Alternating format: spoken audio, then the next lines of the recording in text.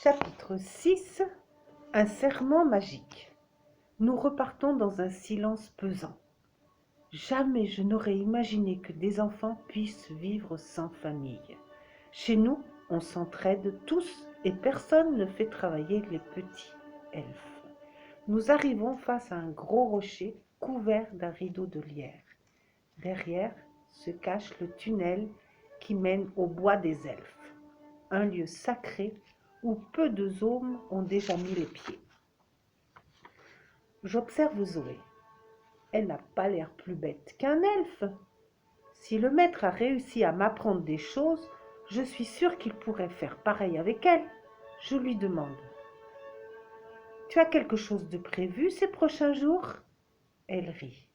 Son petit nez se retrousse, puis elle déclare. Non, je n'ai rien de prévu.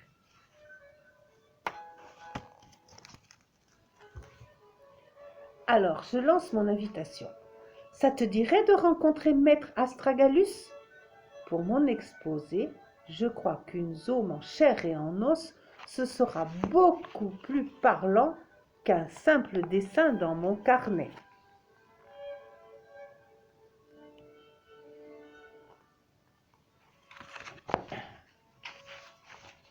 Sans attendre sa réponse, j'écarte le rideau végétal. Avec des yeux émerveillés, Zoé s'avance lentement dans le tunnel tapissé de champignons lumineux. Au bout apparaît la plus majestueuse des forêts.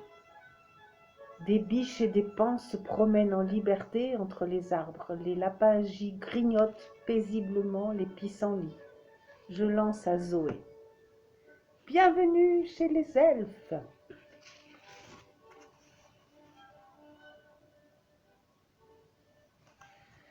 Puis je me souviens soudain de la tradition.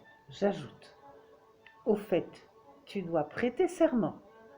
Zoé la zôme, jures-tu de toujours garder le secret sur l'emplacement du bois des elfes?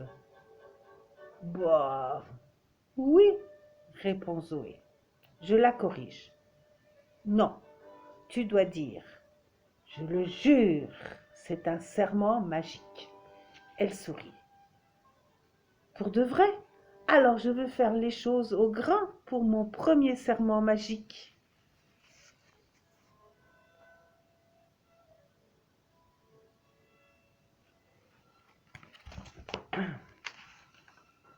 Elle pose un genou à terre, lève la main droite et déclare. Moi, Zoé la zôme, je m'engage à ne jamais révéler l'emplacement de ce bois sacré. Qu'on m'arrache la langue si je ne respecte pas cette promesse. Je la coupe en levant les yeux au ciel. Dis juste, je le jure. Elle éclate d'un rire malicieux. Je me joins à elle, puis elle prend une grande inspiration et crie vers la cime des arbres. Je le jure! Une pluie d'étincelles apparaît autour de nous. Je la regarde stupéfait. Une chose est sûre, il y a bien de la magie chez cette zôme.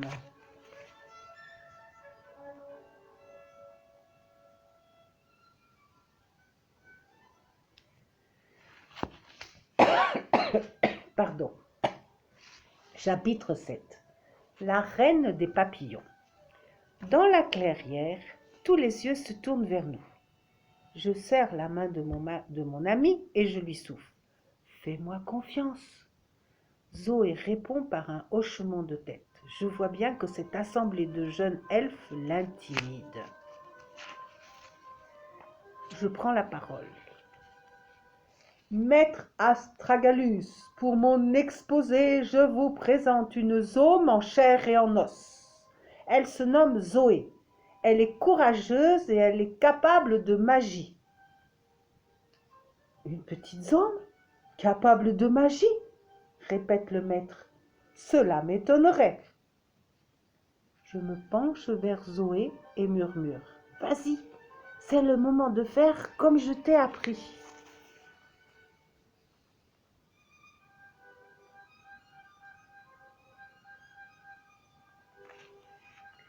Zoé gonfle ses poumons et laisse les mots de magie glisser hors de sa bouche. Amina Tari Wilwarin. Aussitôt des dizaines de papillons viennent se poser sur la tête de Zoé, lui faisant comme une couronne scintillante. Faire apparaître des papillons, voilà un sort de deuxième niveau parfaitement exécuté. Maître Astragalus n'en croit pas ses yeux. Mon cher Coquecigru, c'est le meilleur exposé que j'ai jamais vu.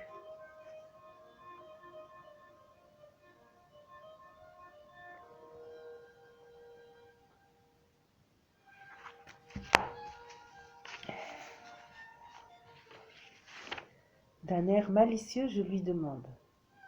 Alors, je ne veux plus chez les petits?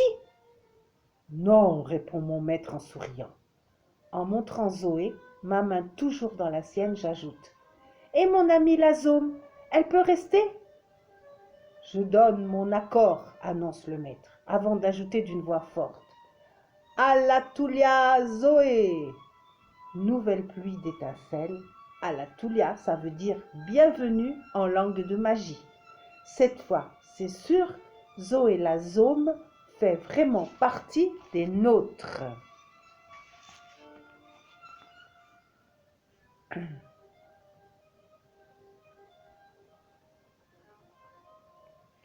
Et voilà, cette belle histoire se termine. Si tu as aimé le monde des elfes, envoie-nous une lettre ou un dessin. Voilà. Au revoir les enfants. Au revoir. Youhou. Bisous, bisous, bisous.